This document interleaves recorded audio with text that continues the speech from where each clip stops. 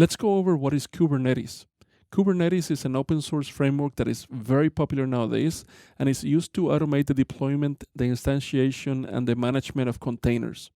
It groups containers that make up an application into logical units, and this is done so you can manage them and discover them effectively. Now, Kubernetes was created by Google and is now used by many organizations across the world. In a Kubernetes cluster, you have two types of resources, a master and nodes. The master coordinates the cluster and the nodes are the workers that actually run the applications. The master coordinates all activities in your cluster like scheduling applications, maintaining the application state, and scaling your environment and installing updates. A node can be either a VM or a virtual machine or a physical server. And basically that node serves as a worker machine in a Kubernetes cluster, and each node has a kubelet.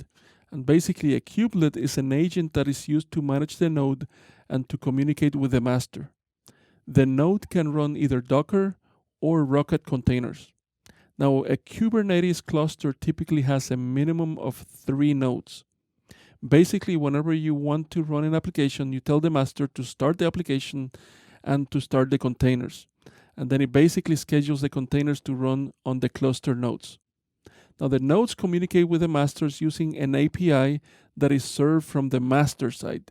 You can also use the Kubernetes API directly to interact with the cluster.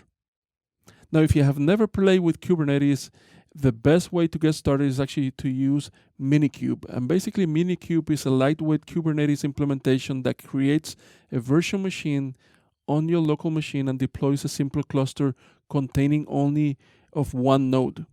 Now, Minikube is available for Linux, for Mac OS X, and for Windows. But another amazing resource for learning Kubernetes and many other technologies like Docker and many others, even TensorFlow for machine learning, is Katacoda.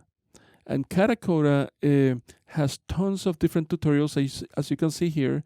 All the courses are actually free, completely free. It also has a playground that you can have pre-configured environments that allow you to start playing and exploring all these technologies, from the get-go. Now, let's actually take a look at one of the Kubernetes tutorials.